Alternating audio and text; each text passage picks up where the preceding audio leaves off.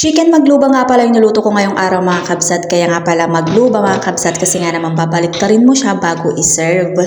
Nagtanong kasi yung amo ko sa anak niya kung anong gusto niyang kainin sa lunch. Kaya naman ako nagsuggest na lamang ako na magluba kasi nga naman meron kaming talong at meron din kaming patatas. Sa pagluluto nga pala ng chicken magluba mga kabsat ay kailangan ng talong at patatas. At ang talong nga pala mga kabsat at yung patatas ay hiniwa-hiwa ka lamang ng pabilog tapos pirinito. Matagal-tagal na nga rin pala na hindi ako nakapagluto ng magluba mga kabsat kasi nga naman kapag pumupunta kami sa bahay ng nanay ng amo ko mga kabsat ay minsan niluluto nila doon ay chicken magluba kaya naman di talaga ako nakakapagluto dito sa bahay ngayon lang. Bale nga pala kagabi merong daladala yung amo ko mga kabsat galing sa nanay niya na talong, isang talong pero mahaba at malaki kaya naman sinuggest ko talaga na magluba na lamang yung lutuin ko ngayong araw. Sa pagluluto kasi talaga ng magluba chicken mga kabsat ay kailangan talaga ng talong at patatas, kailangan iprito or pwede namang air fryer kung ayaw mo ng maraming mantika. Bale nga pala kalahating manok lamang yung niluto ko ngayong mga kabsat kasi nga naman kami lang naman. Kalahati lang pala yung manok na niluto ko ngayong araw mga kabsat kasi nga naman halos araw-araw talaga kami nag-uulam ng manok dito. Hindi naman sa nagrereklamo ako mga kabsat na puro manok yung ulam namin kaso nga naman talaga minsan talaga nakakaumay kaya naman mas gusto talaga namin minsan kapag may talong yun na lamang yung ulam.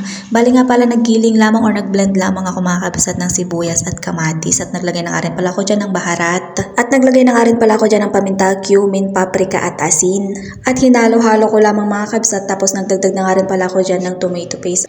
Itong magluba chicken nga pala mga kabsat ay isa sa mga pinaka-paborito kong Arabic food dito sa Saudi. Napakasarap naman kasi nito mga kabsat.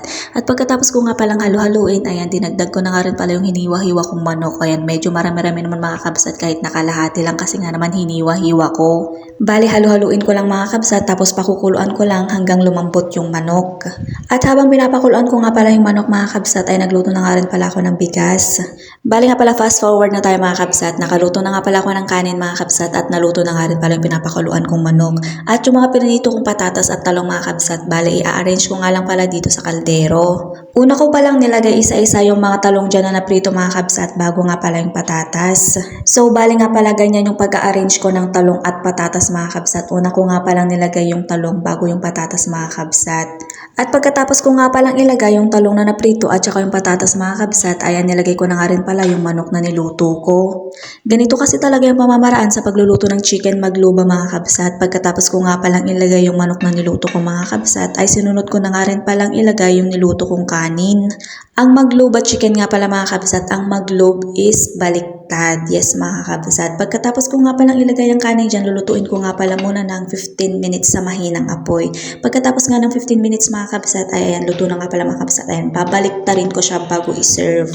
Dito talaga kasi ako natitense mga kabsat sa paglalagay na sa hafida. Ako kasi mas gusto ko talaga yung pinggan na talaga diretso na ilagay yung magluba kasi nga naman perfect talaga yung pagkakalagay kaysa naman dito sa hafida mga kabsat. Pero inayos ko naman mga kabsat para naman maganda yung presentation ko, o diba? Ito nga pala yung chicken magluba mga kabsat. Yun lang.